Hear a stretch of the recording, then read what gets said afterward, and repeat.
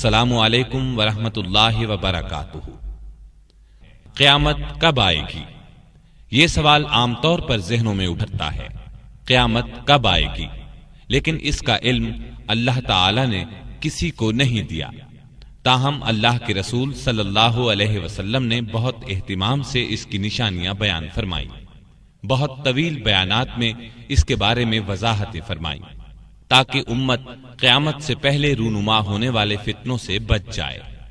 آج ضرورت اس امر کی ہے کہ یہ نشانیاں سن کر ذہن نشین کر کے ہم غور کریں کہ ان میں سے کون کون سی نشانیاں ہمارے گھر میں داخل ہو چکی ہیں، کون کون سی دروازوں پر دستک دے رہی ہیں، اور کون کون سی مستقبل قریب میں ہمارے سامنے آنے والی ہیں، اور بالکل قرب قیامت ہمیں کن بڑے فتنوں کا سامنا کرنا ہوگا یا ہماری آئندہ نسل کو کرنا ہے۔ لیجئے سماعت فرمائیے، قیامت کب آئے گی؟ آپ پسند کریں تو میں آپ کو قیامت کی علامات تک بتا سکتا ہوں جو نبی صلی اللہ علیہ وسلم کی زبانی ہم تک پہنچی ہیں۔ یہ علامات دلچسپی سے خالی نہیں، اور ہر مسلمان کے لیے ان کا جاننا از حد ضروری بھی ہے۔ آپ صلی اللہ علیہ وسلم قیامت کی علامات اپنے صحابہ کرام کو وقتاً فوقتاً بتاتے رہتے تھے، کبھی مختصر کبھی تفصیل سے۔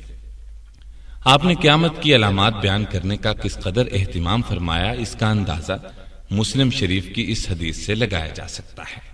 ابو زید الانصاری رضی اللہ عنہ فرماتے ہیں کہ رسول اللہ صلی اللہ علیہ وسلم نے ہمیں فجر کی نماز پڑھائی، پھر ممبر پر تشریف فرما ہوئے اور ہمارے سامنے خطبہ دیا، یہاں تک کہ ظہر کا وقت ہو گیا۔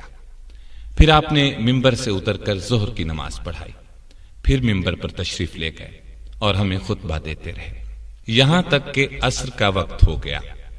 پھر آپ نے ممبر سے اتر کر عصر کی نماز پڑھائی، پھر ممبر پر تشریف فرما ہوئے اور خطبہ دیتے رہے، یہاں تک کہ سورج غروب ہو گیا۔ آپ نے ہمیں اس خطبے میں ان اہم واقعات کی خبر دی جو ہو چکے اور جو آئندہ ہونے والے ہیں، پس ہم میں سے جس کا حافظہ زیادہ قوی تھا وہی ان تمام واقعات کو یاد رکھ سکتا تھا۔ حذیفہ رضی اللہ عنہ کی روایت کے الفاظ یہ ہیں کہ آپ صلی اللہ علیہ وسلم نے قیامت تک ہونے والا کوئی واقعہ نہیں چھوڑا جو ہمیں نہ بتایا ہو۔ جس نے یاد رکھا یاد رکھا، جو بھول گیا وہ بھول گیا۔ میرے یہ ساتھی بھی یہ بات جانتے ہیں، اور آپ صلی اللہ علیہ وسلم نے جن واقعات کی خبر دی ان میں سے جن واقعات کو میں بھول گیا، جب ان میں سے کوئی رونما ہوتا ہے تو مجھے یاد آ جاتا ہے، بالکل اسی طرح جیسے کوئی آدمی غائب ہو جائے تو اس کا چہرہ بھول جاتا ہے، لیکن جب کبھی وہ نظر آ جائے یاد آ جاتا ہے۔ غور فرمائیے وہ خطبہ کس قدر طویل تھا جس میں آپ نے قیامت کی علامات بیان فرمائی۔ اب پہلے میں آپ کے سوال کی طرف آتا ہوں۔ قرآن مجید میں اللہ تعالی ارشاد فرماتے ہیں، ان اللہ عنده علم الساعہ، بے شک اللہ ہی کو قیامت کا علم ہے۔ ایک اور جگہ اللہ تعالی ارشاد فرماتے ہیں، یسألونک عن الساعة ایان مرساها فیم انت من ذکراها الی ربک منتہاها۔ آپ سے قیامت کے بارے میں پوچھتے ہیں کہ وہ کب واقع ہوگی، آپ کو اس کے ذکر کرنے سے کیا تعلق؟ اس کے علم کی انتہا تو آپ کے رب کے پاس ہے۔ یہ تو تھا باری تعالی کا ارشاد۔ اب آپ کو اس سلسلے کی ایک حدیث سناتا ہوں۔ یہ حدیث مسلم شریف کی ہے۔ سیدنا عمر بن خطاب رضی اللہ تعالی عنہ سے روایت ہے کہ ہم ایک دن رسول اللہ صلی اللہ علیہ وسلم کی خدمت میں حاضر تھے۔ آپ صلی اللہ علیہ وسلم ہم سے خطاب فرما رہے تھے کہ اچانک سامنے سے ایک شخص نمودار ہوا۔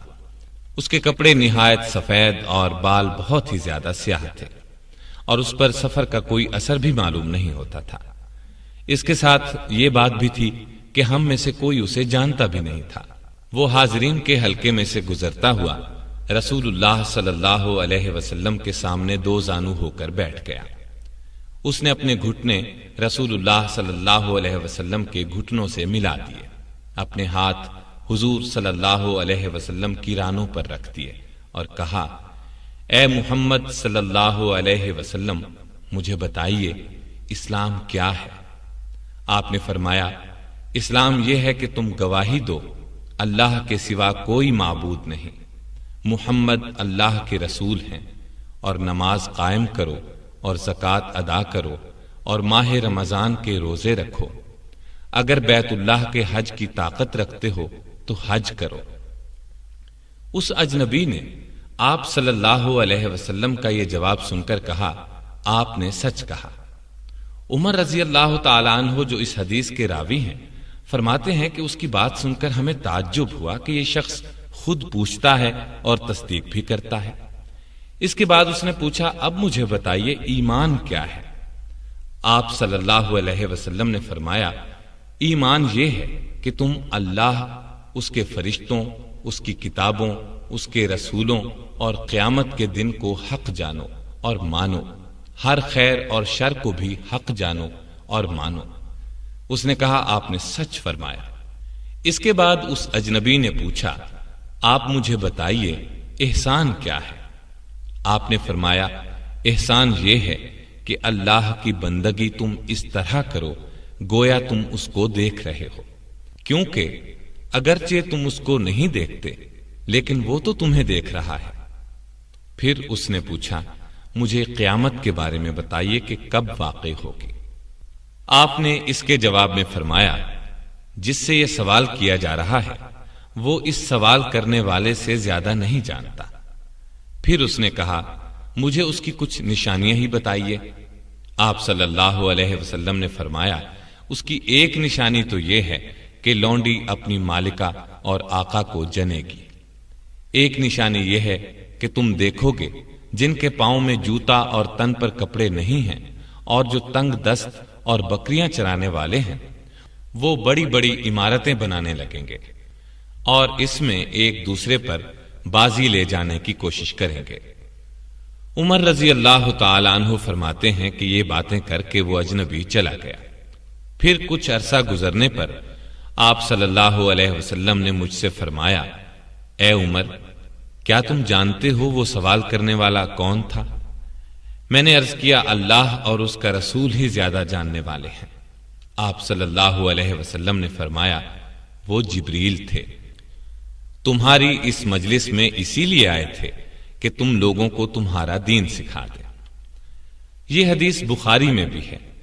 اس میں آپ صلی اللہ علیہ وسلم نے واضح طور پر ارشاد فرما دیا کہ قیامت کا علم مجھے بھی نہیں۔ آپ صلی اللہ علیہ وسلم نے قیامت کے آثار اور نشانیاں اس قدر وضاحت سے اور کھول کھول کر بیان فرمائی ہیں کہ حیرت ہوتی ہے۔ ویسے آج کے دور میں فتنوں سے بچنے کے لیے ان نشانیوں کا جاننا ہر مسلمان کے لیے انتہائی ضروری ہے۔ قیامت دراصل سورہ اسرافیل کی اس خوفناک چیخ کا نام ہے جس سے پوری کائنات پر زلزلہ طاری ہو جائے گا۔ اس زلزلے کے ابتدائی جھٹکوں سے ہی مائیں اپنے دودھ پیتے بچوں کو بھول جائیں گی، حاملہ عورتوں کے حمل ساقط ہو جائیں گے۔ اس چیخ اور زلزلے کی شدت میں مسلسل تیزی آتی جائے گی، تمام انسان اور جانور اس سے مرنا شروع ہو جائیں گے، یہاں تک کہ زمین اور آسمان میں کوئی جاندار زندہ نہیں بچے گا۔ زمین پھٹ جائے گی، پہاڑ دھنی ہوئی اون کی طرح اڑتے پھریں گے، ستارے ٹوٹ ٹوٹ کر گریں گے، چاند اور سورج اپنی روشنی کھو بیٹھیں گے، پورا عالم گھنگھور تاریکی کی لپیٹ میں آ جائے گا، آسمان بھی ٹوٹ پھوٹ جائے گا۔ اس طرح پوری کی پوری کائنات موت کی آغوش میں جا سوئے گی۔ اس عظیم دن کی خبر تمام انبیاء کرام نے اپنی اپنی امتوں کو دی۔ نبی کریم صلی اللہ علیہ وسلم نے آ کر بتایا کہ قیامت قریب آ پہنچی اور میں اس دنیا میں اللہ کا آخری رسول ہوں۔ قرآن کریم اللہ کی آخری کتاب ہے، لیکن قیامت آئے گی کب، اس کی ٹھیک ٹھیک تاریخ تو کجا، سال اور صدی تک اللہ کے سوا کسی کو معلوم نہیں۔ یہ ایسا راز ہے جو خالق کائنات نے کسی نبی، فرشتے یا کسی اور کو نہیں بتایا۔ اللہ تعالیٰ کا اس بارے میں یہ ارشاد ہے، يسألك الناس عن الساعة قل انما علمها عند اللہ وما يدريك لعل الساعة تكون قریبا۔ لوگ آپ سے قیامت کے بارے میں پوچھتے ہیں، کہہ دو کہ اس کا علم صرف اللہ کے پاس ہے، آپ کو کیا خبر، بہت ممکن ہے کہ قیامت بالکل ہی قریب ہو۔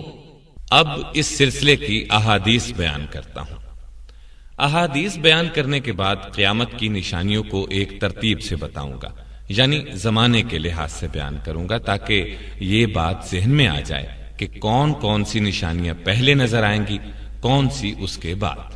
بخاری کی حدیث ہے، ابو ہریرہ رضی اللہ عنہ کا بیان ہے کہ رسول اللہ صلی اللہ علیہ وسلم نے فرمایا، قیامت اس وقت تک قائم نہیں ہوگی جب تک کہ تم ترکوں سے جنگ نہ کر لو۔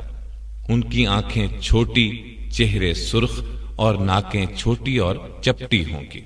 ان کے چہرے ایسی ڈھال کی مانند ہوں گے جن پر تہ بتہ چمڑا چڑھا دیا گیا ہو، اور قیامت نہیں آئے گی یہاں تک کہ تم ایسی قوم سے جنگ نہ کر لو جن کے جوتے بالوں کے ہوں گے۔ ایک روایت کے الفاظ یوں ہیں، علامات قیامت میں سے یہ بات بھی ہے کہ تم ایسی قوم سے جنگ کرو گے جن کے چہرے چوڑے ہوں گے۔ مسلم کی حدیث میں ان لوگوں کی یہ نشانی بھی بیان کی گئی ہے کہ وہ بالوں کا لباس پہنتے ہوں گے۔ ان احادیث میں جس قوم سے مسلمانوں کو جنگ کی خبر دی گئی ہے وہ تاتاری ہیں۔ یہ لوگ ترکستان سے قہر الہی بن کر عالم اسلام پر ٹوٹ پڑے تھے۔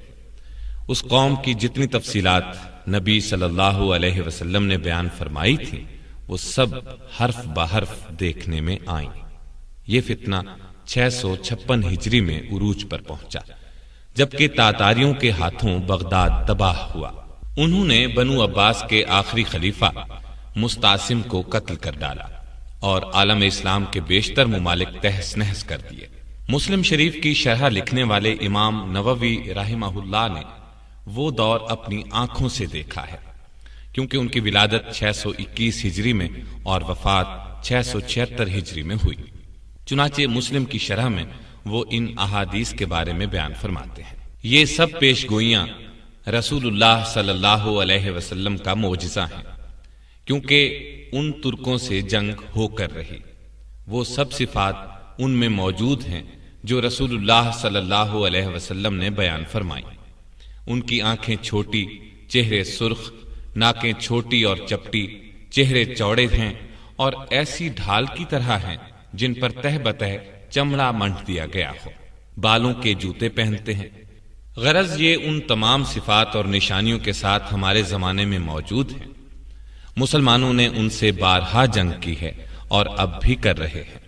ہم اللہ سے دعا کرتے ہیں کہ مسلمانوں کے حق میں بہتر انجام کرے، مسلمانوں پر اپنا لطف ہمیشہ برقرار رکھے اور اپنے رسول پر رحمت نازل فرمائے، جو اپنی خواہش نفس سے نہیں بولتے تھے بلکہ جو کچھ وہی ان کی طرف بھیجی جاتی تھی وہی بیان فرماتے تھے۔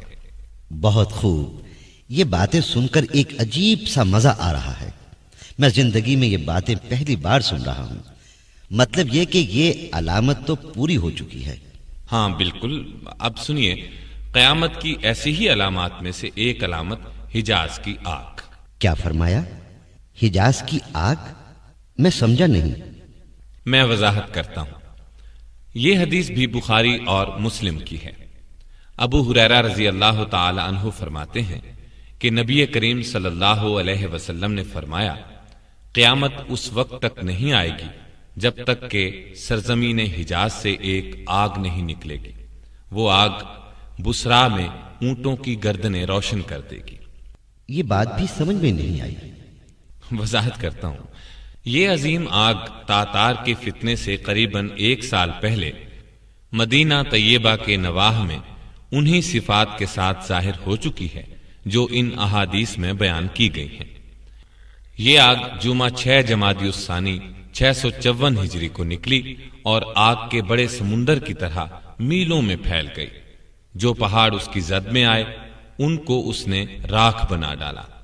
52 دن تک یعنی 27 رجب تک مسلسل بھڑکتی رہی اور پوری طرح سرد ہونے میں 3 ماہ لگ گئے۔ اس آگ کی روشنی مکہ مکرمہ، یمبو، تیما، حتیٰ کہ حدیث کے الفاظ کے مطابق بصرا جیسے دور دراز مقام پر بھی دیکھی گئی۔ اس آگ کی خبر پورے عالم اسلام میں پھیل گئی تھی۔ چنانچہ اس زمانے کے محدثین اور مورخین نے اپنی تصانیف میں بہت تفصیل سے اس کا ذکر کیا ہے۔ مسلم شریف کی شرح لکھنے والے امام نووی اس حدیث کی شرح میں فرماتے ہیں، حدیث میں جس آگ کی خبر دی گئی ہے یہ قیامت کی علامات میں سے ایک مستقل علامت ہے، اور ہمارے زمانے میں مدینہ طیبہ میں ایک آگ 654 ہجری میں نکلی ہے جو بہت عظیم آگ تھی۔ مدینہ طیبہ سے مشرقی سمت میں حرہ کے پیچھے نکلی ہے۔ تمام اہل شام اور سب شہروں میں اس کی خبر پہنچ چکی ہے۔ خود مجھے مدینے کے ان لوگوں نے اس کی خبر دی ہے جو اس وقت مدینے میں موجود تھے۔ مشہور مفسر امام محمد بن احمد قرطبی بھی اس زمانے کے بلند پایہ عالم ہیں۔ وہ بھی بخاری اور مسلم کی اس حدیث کے ذیل میں لکھتے ہیں، حجاز میں مدینہ طیبہ سے ایک آگ نکلی ہے، اس کی ابتدا زبردست زلزلے سے ہوئی۔ یہ زلزلہ بدھ 3 جمادی الثانی 654 ہجری کی رات عشاء کے بعد آیا اور جمعے کے دن چاشت کے وقت تک جاری رہ کر ختم ہو گیا، اور آگ قریظہ کے مقام پر حرہ کے پاس نمودار ہوئی۔ یہ ایسے عظیم شہر کی صورت میں نظر آ رہی تھی جس کے گرد فصیل بنی ہوئی ہو اور اس پر کنگرے، برج اور مینارے بنے ہوئے ہوں۔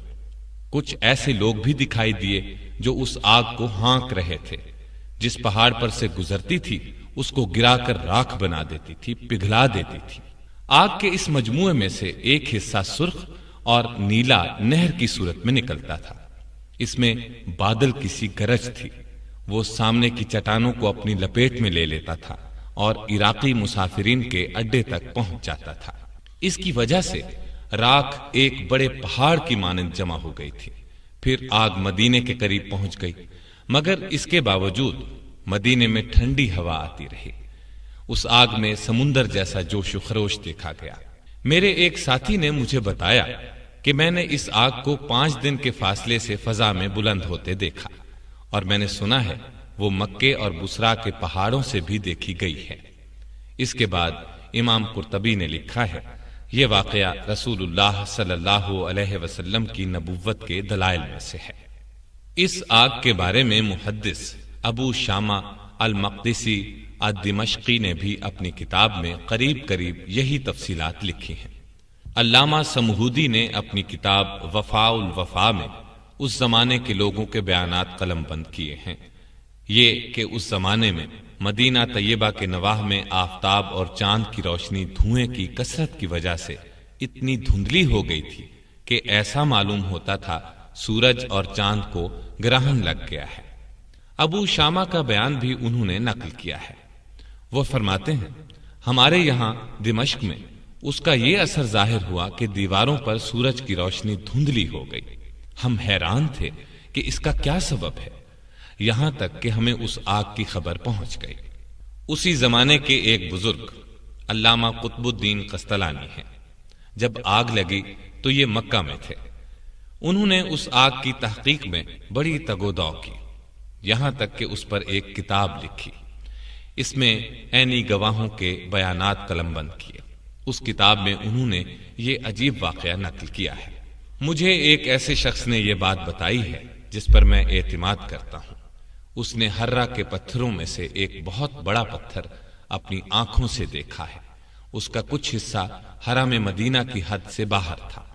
آگ اس کے صرف اس حصے کو لگی جو حرم کی حد سے باہر تھا، اور جب پتھر کے اس حصے تک پہنچی جو حرم میں داخل تھا تو بجھ گئی اور ٹھنڈی ہو گئی۔ یہ نبی اکرم صلی اللہ علیہ وسلم کا ایک اور معجزہ ہے کہ اتنی بڑی آگ حرم مدینہ میں داخل نہ ہو سکی، یہاں تک کہ ایک ہی پتھر کا جو حصہ حرم سے باہر تھا وہ جل گیا، جو اندر تھا اس کو آگ نہ جلا سکی اور ٹھنڈی ہو گئی۔ اسی زمانے کے ایک بزرگ قاضی صدر الدین ہیں۔ یہ دمشق کے حاکم تھے، لیکن قاضی بننے سے پہلے یہ بصرا میں ایک مدرسے کے مدرس تھے۔ آگ کے واقعے کے وقت بھی بصرا میں تھے۔ انہوں نے مشہور مفسر حافظ ابن کثیر کو بتایا۔ جن دنوں یہ آگ نکلی ہوئی تھی میں نے ایک دیہاتی کو کہتے ہوئے سنا، وہ میرے والد کو بتا رہا تھا کہ ہم لوگوں نے اس آگ کی روشنی میں اونٹوں کی گردنیں دیکھی ہیں، اور یہ بالکل وہ بات ہے جس کی خبر رسول اللہ صلی اللہ علیہ وسلم نے دی تھی، یہ کہ اس آگ سے بسرا میں اونٹوں کی گردنیں روشن ہو جائیں گی۔ اس آگ کے بارے میں نبی کریم صلی اللہ علیہ وسلم نے 3 باتیں ارشاد فرمائی تھیں۔ ایک یہ کہ وہ آگ حجاز میں نکلے گی، دوسری یہ کہ اس سے وادی بہہ پڑے گی، تیسری یہ کہ اس سے بسرا کے مقام پر اونٹوں کی گردنیں روشن ہو جائیں گی۔ یہ باتیں حرف بہ حرف صحیح ثابت ہوئیں۔ غرض یہ اللہ کے رسول صلی اللہ علیہ وسلم کے ایسے معجزات ہیں جو آپ کے وصال کے صدیوں بعد ظاہر ہوئے، اور آئندہ بھی جن واقعات کی خبر آپ نے دی ہے بلا شبہ وہ بھی ایک ایک کر کے سامنے آتے جائیں گے اور نبی صلی اللہ علیہ وسلم کی صداقت کی دلیل بنیں گے۔ اب آپ کو چند احادیث سناتا ہوں جن میں نبی صلی اللہ علیہ وسلم نے قیامت کی علامات بیان فرمائی ہیں۔ ان احادیث میں صرف وہ حصے سناؤں گا جن کا تعلق قیامت کی علامات سے ہے۔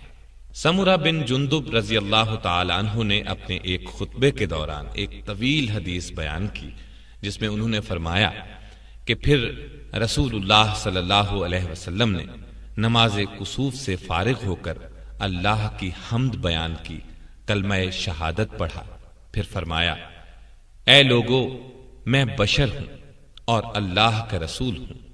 اللہ کی قسم، جب تک 30 کذاب یعنی جھوٹے نبی پیدا نہیں ہوں گے قیامت نہیں آئے گی۔ ان میں آخری کذاب کانا دجال ہوگا۔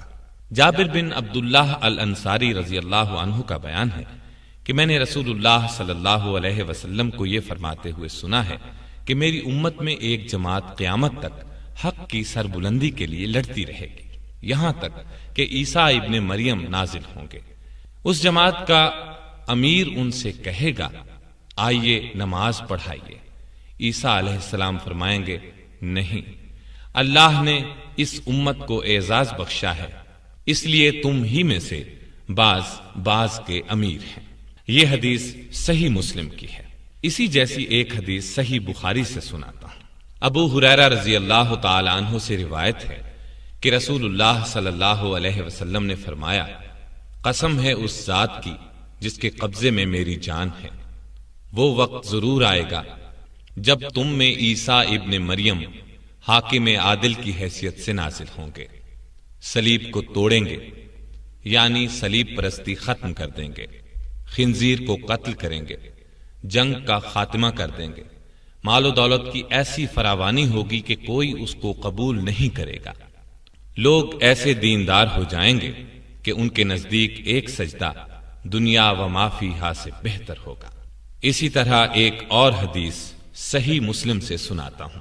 حذیفہ بن اسید غفاری رضی اللہ عنہ سے روایت ہے کہ رسول اللہ صلی اللہ علیہ وسلم نے ہماری طرف دیکھا، ہم آپس میں ذکر کر رہے تھے، چنانچہ آپ صلی اللہ علیہ وسلم نے پوچھا، کس بات کا ذکر کر رہے تھے؟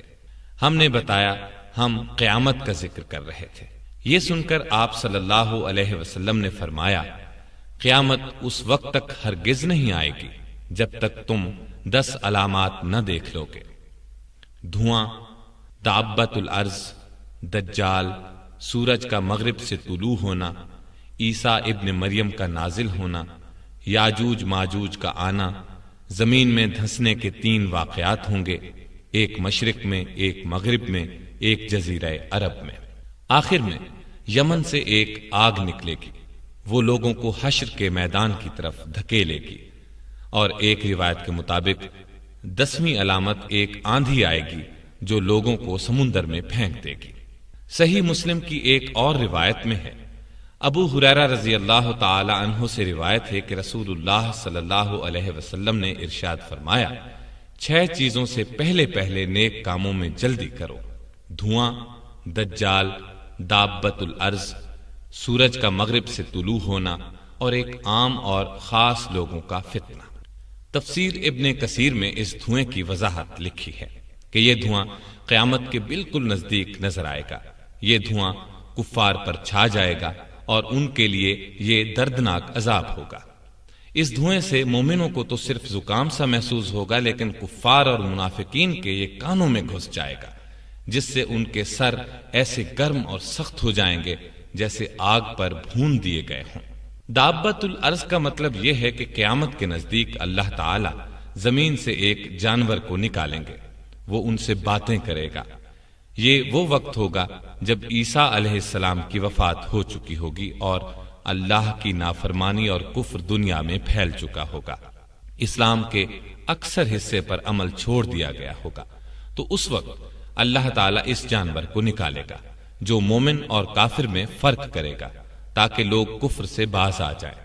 پھر یہ جانور غائب ہو جائے گا، لوگوں کو سنبھلنے کی مہلت دی جائے گی، مگر وہ پھر بھی سرکشی پر اڑے رہیں گے۔ تب آفتاب کے مغرب سے طلوع ہونے کا عظیم واقعہ پیش آئے گا۔ اس کے بعد کسی کافر کی توبہ قبول نہیں ہوگی۔ اب ایک طویل ترین حدیث سناتا ہوں جس میں بہت زیادہ وضاحت اور تفصیل ہے، سنیے۔ نواس بن سمعان رضی اللہ تعالی عنہ کا بیان ہے کہ ایک صبح رسول اللہ صلی اللہ علیہ وسلم نے دجال کا ذکر فرمایا اور اس کے فتنے کے بارے میں وضاحت فرمائی۔ اس بیان کو سن کر خوف کی وجہ سے ہمیں یوں لگا جیسے دجال قریبی نخلستان میں موجود ہو۔ ہم اس وقت تو رسول اللہ صلی اللہ علیہ وسلم کے پاس سے چلے گئے، لیکن شام کو جب نبی صلی اللہ علیہ وسلم کی خدمت میں حاضر ہوئے تو آپ صلی اللہ علیہ وسلم نے خوف کی حالت کو بھانپ لیا اور پوچھا، تمہیں کیا ہوا؟ ہم نے کہا، اے اللہ کے رسول، آپ نے صبح دجال کا ذکر فرمایا تھا، بس ہمیں ایسا محسوس ہونے لگا ہے جیسے دجال قریبی نخلستان میں موجود ہو۔ یہ سن کر رسول اللہ صلی اللہ علیہ وسلم نے ارشاد فرمایا، اپنی امت کے بارے میں مجھے دجال سے زیادہ دوسری چیز کا ڈر ہے، کیونکہ دجال اگر میری زندگی میں نکلا تو تمہاری طرف سے اس کا مقابلہ کرنے والا میں موجود ہوں، لہذا تمہیں فکر کی ضرورت نہیں، اور اگر وہ میری وفات کے بعد نکلا تو ہر مسلمان اپنا دفاع خود کرے گا، میرے بعد اللہ تعالیٰ تو ہر مسلمان کا حامی و ناصر ہے ہی۔ ایک منٹ آسن میاں، اس دوسری چیز کے بارے میں کوئی وضاحت نہیں آئی۔ آپ صلی اللہ علیہ وسلم ہمارے بارے میں دجال سے زیادہ کس چیز سے خوف زدہ تھے؟ اس حدیث میں اس دوسری چیز کی وضاحت نہیں ہے، لیکن دوسری احادیث کے مطالعے سے پتہ چلتا ہے کہ وہ دوسری چیز گمراہ کرنے والے رہنما اور سربراہ ہے۔ اب آگے حدیث سنیں۔ دجال کی علامات اور حالات پھر سن لو۔ وہ جوان ہوگا، بال سخت گھنگریالے ہوں گے، اس کی ایک آنکھ بے نور ہوگی۔ میرے خیال میں وہ عبد العزیٰ بن قطن کی شکل صورت جیسا ہوگا۔ تم میں ایک منٹ، یہ بات سمجھ میں نہیں آئی۔ یہ ایک شخص کا نام ہے جو اسلام سے پہلے مر گیا تھا، یہاں اس کا حلیہ مراد ہے۔ صحابہ کرام نے اسے دیکھا تھا، اس لیے نبی صلی اللہ علیہ وسلم نے مثال کے طور پر یہ بات بیان فرمائی۔ ہاں تو آگے حدیث کے الفاظ یہ ہیں، تم میں سے جو دجال کو پائے وہ اس پر سورہ کہف کی ابتدائی آیات پڑھ دے۔ معاف کیجیے گا، پھر ٹوکنا پڑ رہا ہے۔ اس کا مطلب ہے جو سورہ کہف کی ابتدائی آیات اس پر پڑھ دے گا وہ اس کے فتنے سے محفوظ ہو جائے گا۔ آگے سنیے۔ وہ شام اور عراق کے درمیان ایک راستے پر نمودار ہوگا اور دائیں بائیں ہر طرف فساد پھیلائے گا۔ اے اللہ کے بندو، تم اس وقت ثابت قدم رہنا۔ ہم نے پوچھا، اے اللہ کے رسول، وہ دنیا میں کتنا عرصہ رہے گا؟ آپ صلی اللہ علیہ وسلم نے فرمایا، 40 روز، جن میں سے ایک دن 1 سال کے برابر، اور ایک دن 1 مہینے کے برابر، اور ایک دن 1 ہفتے کے برابر ہوگا، اور باقی ایام عام دنوں کے برابر ہوں گے۔ ہم نے پوچھا، اے اللہ کے رسول، جو دن سال کے برابر ہوگا اس میں کیا ہمارے لیے ایک ہی دن کی نمازیں کافی ہوں گی؟ آپ صلی اللہ علیہ وسلم نے فرمایا، نہیں، بلکہ تم ہر نماز کے لیے وقت کا اندازہ کر لیا کرنا۔ ہم نے پوچھا، اے اللہ کے رسول، زمین پر اس کی رفتار کتنی تیز ہوگی؟ آپ نے فرمایا، بارش کی طرح تیز ہوگی، جسے پیچھے سے ہوا ہانک رہی ہو۔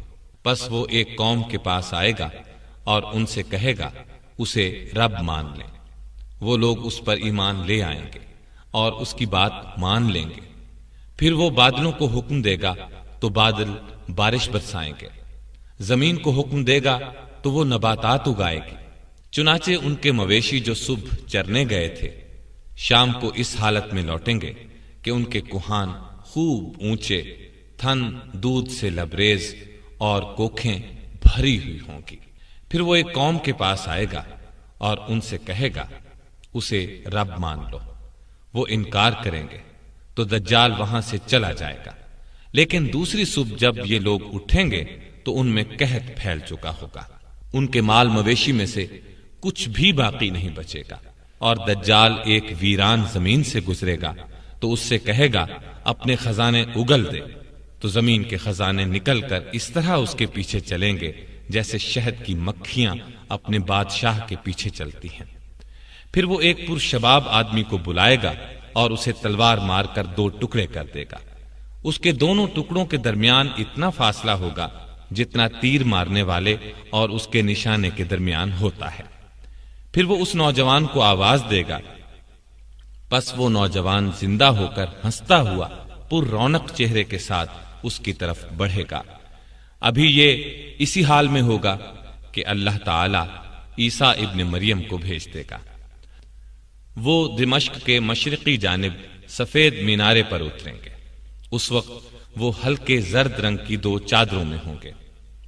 وہ دونوں ہاتھ 2 فرشتوں کے بازوؤں پر رکھے ہوئے ہوں گے۔ جب سر جھکائیں گے تو اس سے پانی کے قطرے ٹپکیں گے، سر اٹھائیں گے تو اس سے ایسے قطرات گریں گے جو چاندی کے دانوں کی طرح چمکدار ہوں گے اور موتیوں کی طرح سفید ہوں گے۔ عیسیٰ علیہ السلام کے سانس کی ہوا جس کافر کو لگے گی وہ مر جائے گا، اور جہاں تک آپ کی نظر جائے گی وہاں تک آپ کا سانس پہنچے گا۔ پس عیسیٰ علیہ السلام دجال کو تلاش کریں گے یہاں تک کہ اسے لد کے دروازے پر جا لیں گے اور قتل کر ڈالیں گے۔ 1 منٹ آسن میاں، یہ کیا نام ہوا لد؟ جی ہاں، یہ مقام فلسطین میں ہے، آج کل اسرائیل کے قبضے میں ہے۔ اسی مقام پر یہودیوں کا جنگی ایئرپورٹ ہے اور لد یا لڈاہی کے نام سے مشہور ہے۔ مطلب یہ کہ آج بھی یہ مقام لد کہلاتا ہے۔ ہاں، تو عیسیٰ علیہ السلام دجال کو قتل کر دیں گے۔ پھر ان کے پاس وہ لوگ آئیں گے جن کو اللہ تعالیٰ نے دجال کے فتنے سے محفوظ رکھا تھا۔ عیسیٰ علیہ السلام ان کے چہروں سے سفر کی گرد اور رنج و غم کے آثار مٹا دیں گے اور انہیں جنت میں بلند درجات کی خوشخبری سنائیں گے۔ عیسیٰ علیہ السلام اسی قسم کے حالات میں ہوں گے کہ اللہ تعالیٰ ان کے پاس وحی بھیجے گا کہ اب میں نے اپنی ایسی مخلوق یعنی یاجوج ماجوج کو نکالا ہے جس سے لڑنے کی کسی میں طاقت نہیں، لہٰذا آپ میرے خاص بندوں یعنی مومنین کو کوہ طور پر جمع کر لیجیے۔ چنانچہ عیسیٰ علیہ السلام ایسا ہی کریں گے، اور اللہ تعالیٰ یاجوج ماجوج کو اتنی بڑی تعداد میں بھیجے گا کہ وہ ہر بلندی سے اتر پڑیں گے اور تیز رفتاری کے باعث پھسلتے ہوئے محسوس ہوں گے۔ جب ان کا پہلا حصہ بحیرہ طبریہ سے گزرے گا تو اس کا سارا پانی پی کر ختم کر دے گا۔ جب ان کا آخری حصہ وہاں سے گزرے گا تو کہے گا یہاں کبھی پانی تھا؟ عیسیٰ ابن مریم اور ان کے ساتھی اس وقت کوہ طور پر محصور ہو چکے ہوں گے، اور کھانے پینے کی چیزوں کی کمی کا اس وقت یہ حال ہوگا کہ ایک بیل کے سر کو 100 دیناروں سے بہتر خیال کیا جائے گا۔ اب اللہ کے نبی اور ان کے ساتھی اللہ سے دعا کریں گے، پس اللہ وبا کی صورت یاجوج ماجوج پر ایک کیڑا مسلط کرے گا جو ان کی گردنوں میں پیدا ہوگا۔ اس سے سب کے جسم پھٹ جائیں گے اور سب کے سب دفعتاً ہلاک ہو جائیں گے۔ پھر اللہ کے نبی عیسیٰ علیہ السلام اور ان کے ساتھی کوہ طور سے اتر آئیں گے۔ زمین پر انہیں بالشت بھر جگہ ایسی نظر نہیں آئے گی جسے یاجوج ماجوج کی لاشوں اور تعفن نے بھر نہ دیا ہو۔ اللہ کے نبی عیسیٰ علیہ السلام اور ان کے ساتھی پھر اللہ سے دعا کریں گے۔ اس دعا کے نتیجے میں اللہ تعالی اتنے بڑے بڑے پرندے بھیجے گا جن کی گردنیں بختی اونٹوں کی گردنوں جتنی ہوں گی۔ یہ پرندے ان لاشوں کو اٹھا کر جہاں اللہ چاہے گا پھینک دیں گے۔ پھر اللہ ایسی بارش برسائے گا جس سے نہ کوئی مٹی کا گھر بچے گا نہ چمڑے کا خیمہ، یعنی بارش مکانات والی بستیوں میں بھی ہوگی اور ان جنگلوں میں بھی جہاں خانہ بدوش خیموں میں رہتے ہیں۔ یہ بارش زمین کو دھو کر آئینے کی مانند صاف کر دے گی۔ پھر اللہ تعالی زمین کو حکم دے گا اپنی پیداوار اگا اور اپنی برکت پھر سے ظاہر کر دے۔ چنانچہ ایسا ہوگا، اور ایک انار اتنا بڑا ہوگا کہ اس کو آدمیوں کی ایک پوری جماعت کھا سکے گی، اور اس کے چھلکے کے نیچے لوگ سایہ حاصل کریں گے۔ دودھ میں اتنی برکت ہوگی کہ دودھ دینے والی ایک اونٹنی لوگوں کی بہت بڑی جماعت کے لیے کافی ہوگی، اور دودھ دینے والی گائے پورے قبیلے کے لیے کافی ہوگی، اور دودھ دینے والی بکری پوری برادری کے لیے کافی ہوگی۔ لوگ اسی حال میں ہوں گے کہ اللہ ایک خوشگوار ہوا بھیج دے گا جو ان کی بغلوں کے زیریں حصے میں اثر انداز ہو کر ہر مومن اور مسلمان کی روح قبض کرنے کا سبب بن جائے گی، اور دنیا میں صرف بدترین لوگ باقی رہ جائیں گے جو گدھوں کی طرح کھلم کھلا زنا کریں گے۔ چنانچہ قیامت انہی بدترین لوگوں پر آئے گی۔ یہ حدیث مسلم، ابو داؤد، ترمذی، ابن ماجہ وغیرہ کتب احادیث میں موجود ہے۔ ایک اور حیرت انگیز حدیث سناتا ہوں، وہ بھی صحیح مسلم کی ہے۔ ابو ہریرہ رضی اللہ تعالیٰ عنہ فرماتے ہیں کہ رسول اللہ صلی اللہ علیہ وسلم نے فرمایا، قیامت سے پہلے یہ واقعہ ضرور ہو کر رہے گا کہ اہل روم اعماق یا وابق کے مقام پر پہنچ جائیں گے۔ ان کی طرف مدینے سے ایک لشکر پیش قدمی کرے گا۔ وہ اس زمانے کے بہترین لوگوں پر مشتمل ہوگا۔ جب دونوں لشکر آمنے سامنے صف بستہ ہوں گے تو رومی کہیں گے، ہمارے جو آدمی قید کیے گئے ہیں اور جو اب مسلمان ہو چکے ہیں انہیں اور ہمیں تنہا چھوڑ دو، ہم ان سے جنگ کریں گے۔ مسلمان کہیں گے، نہیں، اللہ کی قسم ہم اپنے بھائیوں کو ہرگز تمہارے حوالے نہیں کریں گے۔ اس پر وہ ان سے جنگ کریں گے۔ ان میں سے 1/3 مسلمان بھاگ کھڑے ہوں گے جن کی توبہ اللہ تعالیٰ کبھی قبول نہیں کریں گے، یعنی ان کو توبہ کی توفیق بھی نہیں ہوگی، اور 1/3 مسلمان قتل ہو جائیں گے جو اللہ کے نزدیک افضل ترین شہداء ہوں گے۔ باقی 1/3 مسلمان فتح حاصل کر لیں گے۔ اس کا نتیجہ یہ ہوگا کہ یہ لوگ آئندہ کے لیے ہر فتنے سے محفوظ ہو جائیں گے۔ اس کے بعد جلد ہی یہ لوگ قسطنطینیہ فتح کر لیں گے۔ یہ لوگ اپنی تلواریں زیتون کے درختوں پر لٹکا کر ابھی مال غنیمت لوٹ رہے ہوں گے کہ شیطان چیخ کر یہ آواز لگائے گا کہ دجال تمہارے پیچھے بستیوں میں گھس آیا ہے۔ یہ سنتے ہی یہ لشکر دجال کا مقابلہ کرنے کے لیے قسطنطینیہ سے روانہ ہو جائے گا، اور یہ خبر اگرچہ غلط ہوگی لیکن جب یہ لوگ شام پہنچیں گے تو دجال واقعی نکل آئے گا۔ ابھی مسلمان جنگ کی تیاری اور صفیں درست کرنے ہی میں مشغول ہوں گے کہ نماز فجر کی اقامت ہو جائے گی، اور فوراً ہی عیسیٰ ابن مریم علیہ السلام آسمان سے نازل ہو جائیں گے اور مسلمانوں کے امیر کو ان کی امامت کا حکم فرمائیں گے۔ اللہ کا دشمن دجال جب عیسیٰ علیہ السلام کو دیکھے گا تو اس طرح گھلنے لگے گا جس طرح نمک پانی میں گھلتا ہے۔ چنانچہ اگر وہ اس کو قتل نہ کریں تب بھی وہ گھل گھل کر ہلاک ہو جائے، لیکن اللہ اسے ان کے ہاتھوں سے قتل کرائے گا، اور وہ لوگوں کو اپنے حربے پر اس کا خون لگا ہوا دکھائیں گے۔ قاسم صاحب، اب میں آپ کو بہت سی روایات کا خلاصہ سناتا ہوں۔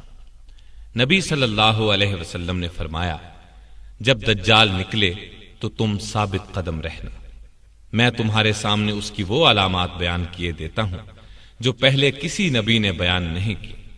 وہ سب سے پہلے تو یہ دعویٰ کرے گا کہ میں نبی ہوں، حالانکہ میرے بعد کوئی نبی نہیں۔ پھر وہ دعویٰ کرے گا کہ میں تمہارا رب ہوں، حالانکہ تم اپنے رب کو مرنے سے پہلے نہیں دیکھ سکتے۔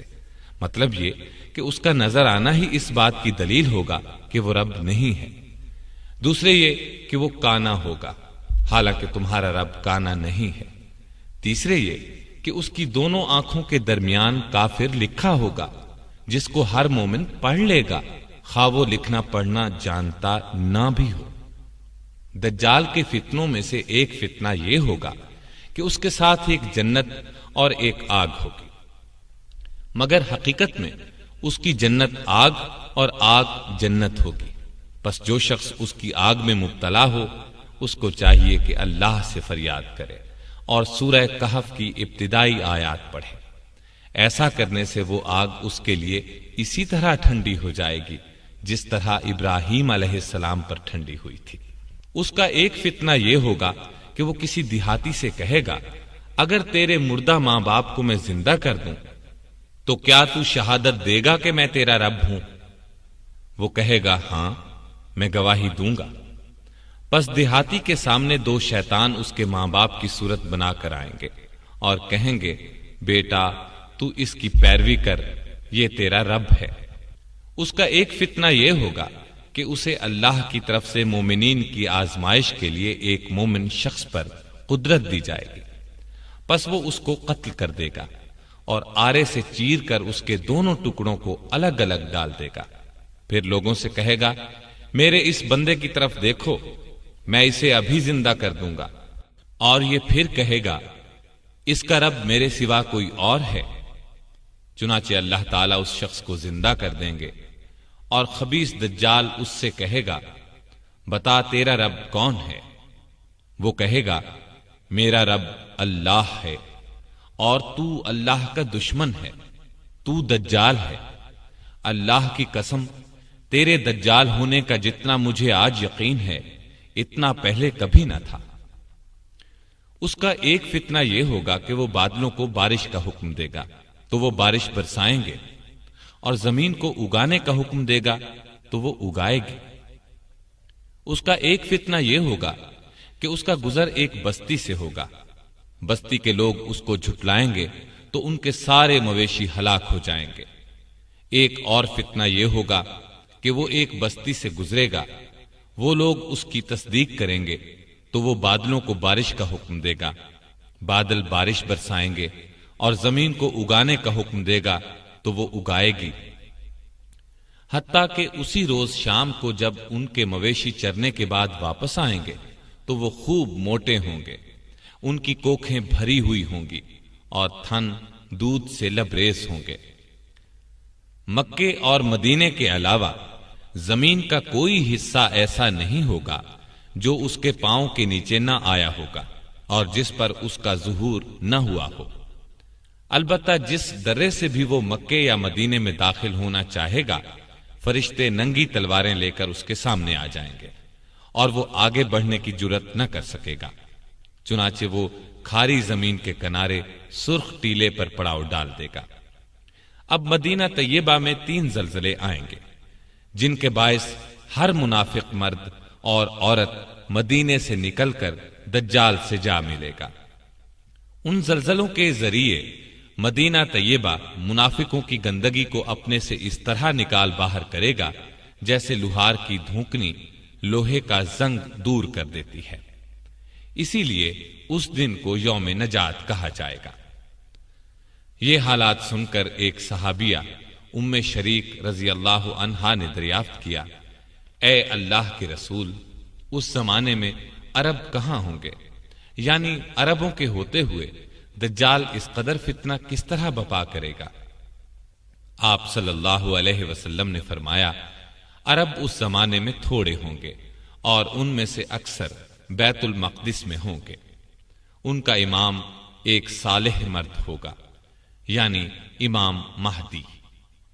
ایک دن یہ واقعہ ہوگا کہ ان کا امام صبح کی نماز پڑھانے کے لیے آگے بڑھا ہی ہوگا کہ ان میں عیسیٰ ابن مریم علیہ السلام نازل ہو جائیں گے، چنانچہ امام پیچھے ہٹے گا تاکہ عیسیٰ علیہ السلام نماز پڑھائیں، لیکن عیسیٰ علیہ السلام اس کے کندھوں پر ہاتھ رکھ کر فرمائیں گے یہ نماز آپ ہی پڑھائیں، کیونکہ اس نماز کی اقامت آپ کے لیے ہوئی ہے۔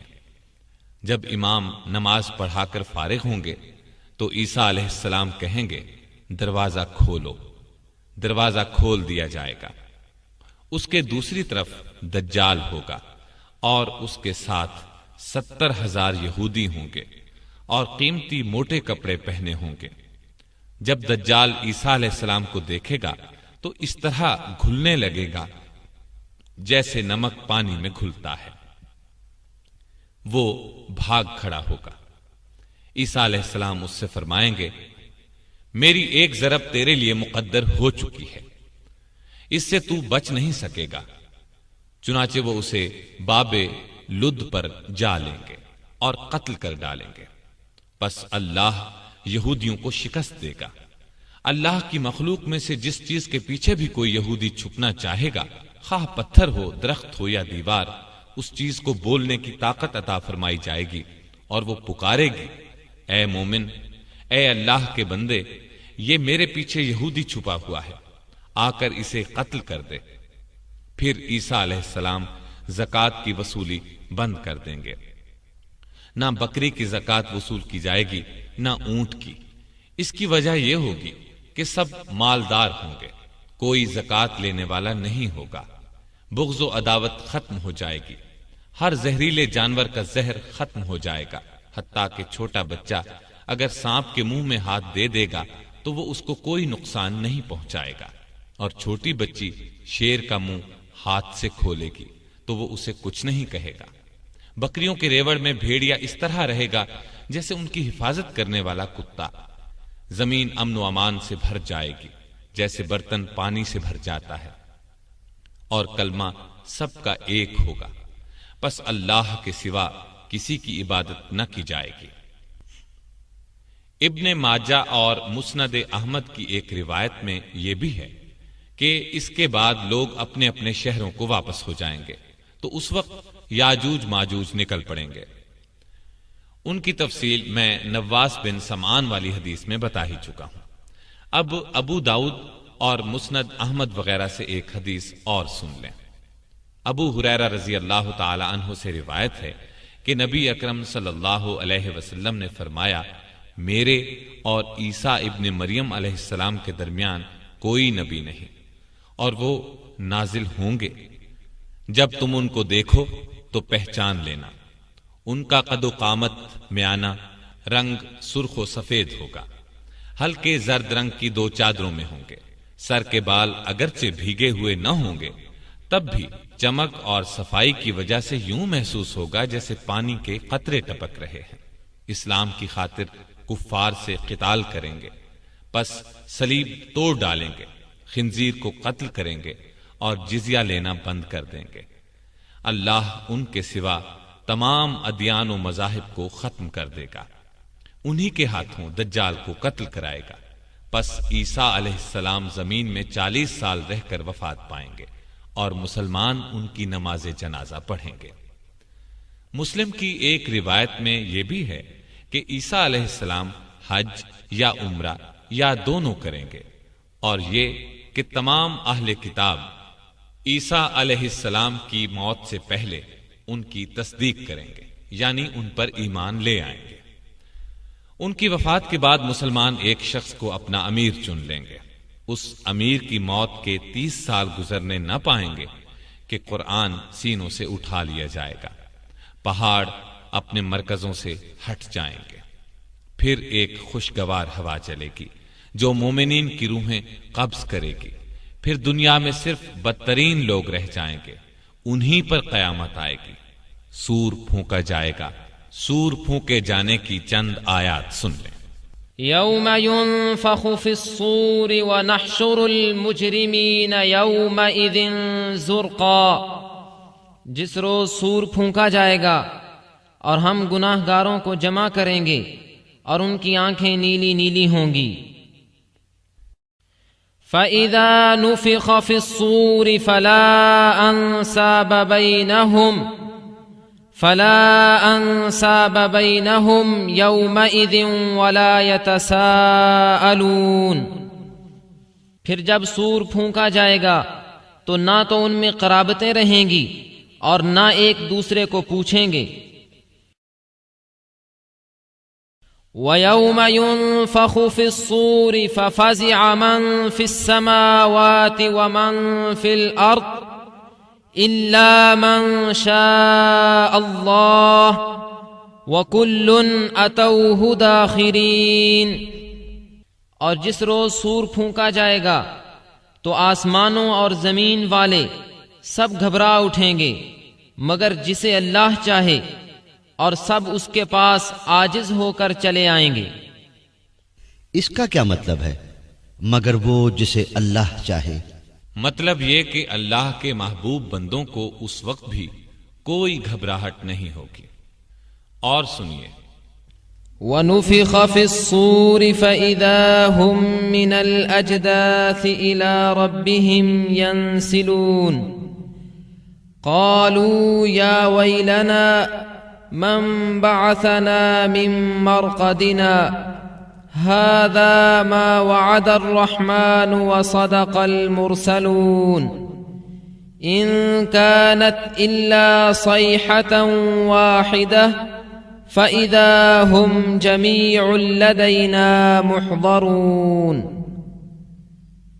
اور سور کے پھونکے جاتے ہی سب کے سب اپنی قبروں سے اپنے پروردگار کی طرف تیز تیز چلنے لگیں گے، کہیں گے ہائے ہائے، ہمیں ہماری خوابگاہوں سے کس نے اٹھا دیا؟ یہی ہے جس کا وعدہ رحمان نے دیا تھا اور رسولوں نے سچ سچ کہہ دیا تھا۔ یہ صرف ایک زور کی آواز ہوگی اور سب کے سب ہمارے روبرو حاضر کر دیے جائیں گے۔ وَنُفِخَ فِي الصُّورِ فَصَعِقَ مَن فِي السَّمَاوَاتِ وَمَن فِي الْأَرْضِ إِلَّا مَن شَاءَ اللَّهُ ثُمَّ نُفِخَ فِيهِ أُخْرَى فَإِذَا هُمْ قِيَامٌ يَنظُرُونَ۔ اور سور پھونکا جائے گا تو آسمانوں اور زمین والے سب بے ہوش ہو کر گر پڑیں گے مگر جسے اللہ چاہے۔ پھر دوسری مرتبہ سور پھونکا جائے گا تو فوراً سب کھڑے ہو کر دیکھنے لگیں گے۔ فَإِذَا نُفِخَ فِي الصُّورِ نَفْخَةٌ وَاحِدَةٌ وَحُمِلَتِ الْأَرْضُ وَالْجِبَالُ فَدُكَّتَا دَكَّةً وَاحِدَةً فَيَوْمَئِذٍ وَقَعَتِ الْوَاقِعَةُ۔ جب سور میں ایک پھونک مار دی جائے گی اور زمین اور پہاڑ اٹھا لیے جائیں گے، پھر ایک ہی چوٹ میں ریزہ ریزہ کر دیے جائیں گے، تو اس روز واقع ہونے والی واقع ہو جائے گی، یعنی قیامت۔ نبی اکرم صلی اللہ علیہ وسلم سے پوچھا گیا، سور کیا چیز ہے؟ آپ نے فرمایا، وہ قرن ہے جو پھونکا جائے گا۔ حدیث میں ہے کہ اس کا دائرہ آسمانوں اور زمینوں کے بقدر ہے۔ اسرافیل اس میں پھونکیں گے۔ ایک روایت میں ہے کہ آپ صلی اللہ علیہ وسلم نے ارشاد فرمایا، میں کیسے آرام حاصل کروں حالانکہ سور پھونکنے والے فرشتے نے سور کا لقمہ بنا لیا ہے، یعنی اس پر منہ رکھ دیا ہے، پیشانی جھکا دی ہے اور انتظار میں ہے کہ کب حکم دیا جائے۔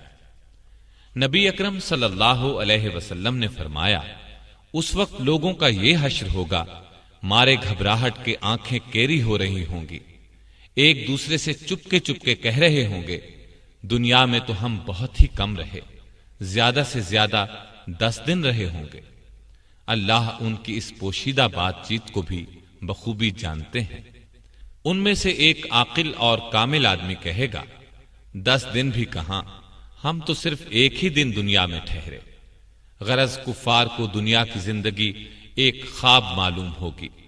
اس وقت وہ قسمیں کھا کھا کر کہیں گے کہ ہم تو دنیا میں بس ایک گھڑی ہی ٹھہرے۔ سورہ طٰہٰ کی آیت کی یہ تفسیر ابن کثیر میں ہے۔ اب میں اپنی بات کو لپیٹتا ہوں، ترتیب سے واقعات بیان کرنے کی کوشش کروں گا، یعنی زمانے کے اعتبار سے ان کو ترتیب دینے کی کوشش کروں گا، تاکہ اس بات کی وضاحت ہو جائے کہ کون سا واقعہ پہلے اور کون سا اس کے بعد پیش آئے گا۔ قیامت کی بڑی بڑی علامات میں سرزمین حجاز سے آگ کا نکلنا، یہ واقعہ پیش آ چکا ہے۔ اس طرح فتنہ تاتار بپا ہو چکا، گھر گھر سے گانے بجانے کی آوازیں ہم سن رہے ہیں، بے حیائی عام ہم آنکھوں سے دیکھ رہے ہیں، والدین کی نافرمانی کوئی ڈھکی چھپی بات نہیں، باپ کے مقابلے میں لوگ دوستوں کو ترجیح دیتے ہیں، یہ بھی اب عام بات ہے۔ میں تو اب ان علامات کو ترتیب وار بیان کروں گا جن کو ابھی معرض وجود میں آنا ہے، لیکن ان میں سے عام علامات جو اب دیکھنے میں آ رہی ہیں بتاتا چلا۔ یہ مختلف احادیث میں موجود ہیں، یہاں ان کو جمع کر رہا ہوں۔ یہ تمام نبی اکرم صلی اللہ علیہ وسلم کے ارشادات ہیں۔ لوگوں پر ایک ایسا زمانہ آئے گا کہ دین پر قائم رہنے والے کی حالت اس شخص کی طرح ہوگی جس نے انگارے کو مٹھی میں پکڑ رکھا ہو۔ دنیاوی اعتبار سے سب سے نصیب والا وہ ہوگا جو خود بھی کمینہ اور اس کا باپ بھی کمینہ ہو۔ لیڈر بہت اور امانت دار کم ہوں گے۔ قبیلوں اور قوموں کے لیڈر منافق، رذیل ترین اور فاسق ہوں گے۔ بازاروں کے رئیس تاجر ہوں گے۔ پولیس کی کثرت ہوگی، وہ ظالموں کی پشت پناہی کرے گی۔ بڑے بڑے عہدے نااہلوں کو ملیں گے۔ لڑکے حکومت کرنے لگیں گے۔ تجارت بہت زیادہ پھیل جائے گی، یہاں تک کہ تجارت میں عورت اپنے شوہر کا ہاتھ بٹائے گی۔ ناپ تول میں کمی کی جائے گی۔ لکھنے کا رواج بہت بڑھ جائے گا، مگر تعلیم صرف دنیا کے لیے حاصل کی جائے گی۔ قرآن کو گانے بجانے کا آلہ بنا لیا جائے گا، یعنی گا گا کر پڑھیں گے۔ ریا، شہرت اور مالی فائدے کے لیے قرآن کو گا گا کر پڑھنے والوں کی کثرت ہوگی۔ فقہا کی قلت ہوگی۔ علماء کو قتل کیا جائے گا۔ ان پر ایسا وقت آئے گا کہ وہ سرخ سونے سے زیادہ اپنی موت کو پسند کریں گے۔ اس امت کے آخری لوگ پہلے لوگوں پر لعنت کریں گے۔ امانت دار کو خائن اور خائن کو امانت دار کہا جائے گا۔ جھوٹے کو سچا اور سچے کو جھوٹا کہا جائے گا۔ اچھائی کو برا اور برائی کو اچھا سمجھا جائے گا۔ اجنبی لوگوں سے حسن سلوک کیا جائے گا اور رشتہ داروں کے حقوق پامال کیے جائیں گے۔ بیوی کی اطاعت اور ماں باپ کی نافرمانی کی جائے گی۔ مسجدوں میں شور و شغب اور دنیا کی باتیں ہوں گی۔ سلام صرف جان پہچان کے لوگوں کو کیا جائے گا، حالانکہ سلام ہر مسلمان کو کرنا چاہیے، چاہے اس سے جان پہچان ہو یا نہ ہو۔ طلاقوں کی کثرت ہوگی۔ نیک لوگ چھپتے پھریں گے۔ کمینے لوگوں کا دور دورہ ہوگا۔ لوگ فخر اور ریا کے طور پر اونچی اونچی عمارات بنانے میں ایک دوسرے کا مقابلہ کریں گے۔ شراب کا نام نبید، سود کا نام نفع اور رشوت کا نام ہدیہ رکھ کر ان کو حلال سمجھا جائے گا۔ سود، جوا، گانے بجانے کے آلات، شراب خوری اور زنا کی کثرت ہوگی۔ بے حیائی اور حرامی اولاد کی کثرت ہوگی۔ دعوت میں کھانے پینے کے علاوہ عورتیں بھی پیش کی جائیں گی۔ اچانک اموات کی کثرت ہوگی۔ لوگ موٹی موٹی گدیوں پر سواری کر کے مسجدوں کے دروازوں تک آئیں گے۔ ان کی عورتیں کپڑے پہنتی ہوں گی، لیکن لباس باریک اور چست ہونے کی وجہ سے ننگی ہوں گی۔ ان کے سر بختی اونٹوں کے کوہانوں کی طرح ہوں گے، یعنی وہ اس طرح بال بنائیں گی تو اونٹ کے کوہان نظر آئیں گے۔ مٹک مٹک کر چلیں گے، لوگوں کو اپنی طرف مائل کریں گے۔ یہ لوگ نہ جنت میں داخل ہوں گے نہ اس کی خوشبو پائیں گے۔ مومن آدمی ان کے نزدیک باندی سے بھی زیادہ رذیل ہوگا۔ مومن ان برائیوں کو دیکھے گا مگر روک نہیں سکے گا، جس کی وجہ سے وہ اندر ہی اندر کڑھتا رہے گا۔ یہ تمام علامات نبی اکرم صلی اللہ علیہ وسلم نے اس زمانے میں بیان فرمائی جب ان کا تصور بھی مشکل تھا، لیکن آج ہم اپنی آنکھوں سے ان سب کو دیکھ رہے ہیں۔ کوئی علامت اپنی انتہا کو پہنچی ہوئی ہے، کوئی ابھی ابتدائی مرحلے میں ہے۔ جب یہ سب علامات اپنی انتہا کو پہنچ جائیں گی، اس وقت قیامت کی بڑی بڑی اور قریبی علامات کا سلسلہ شروع ہو جائے گا، جو مختصراً دوبارہ عرض کرتا ہوں۔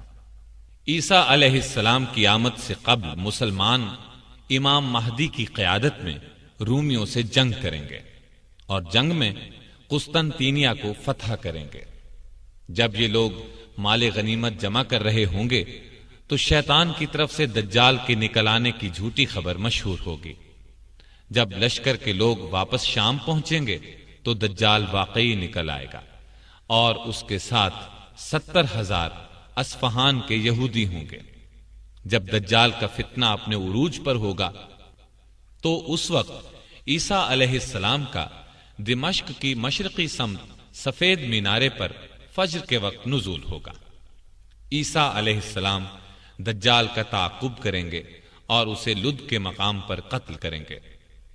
عیسیٰ علیہ السلام صلیب کو توڑیں گے اور یہودیوں کو چن چن کر قتل کریں گے اور خنزیر کو قتل کریں گے۔ ان کے زمانے میں کوئی بھی غیر مسلم نہیں رہے گا، تمام لوگ اسلام لے آئیں گے، ہر طرف امن و امان ہوگا، آپس میں پیار محبت ہوگا اور نفرت و بغض دلوں میں باقی نہ رہے گا۔ عیسیٰ علیہ السلام کے زمانے ہی میں یاجوج ماجوج نکلیں گے اور ہر طرف تباہی پھیلائیں گے۔ عیسیٰ علیہ السلام اللہ سے دعا کریں گے جس کے نتیجے میں وہ ہلاک ہو جائیں گے۔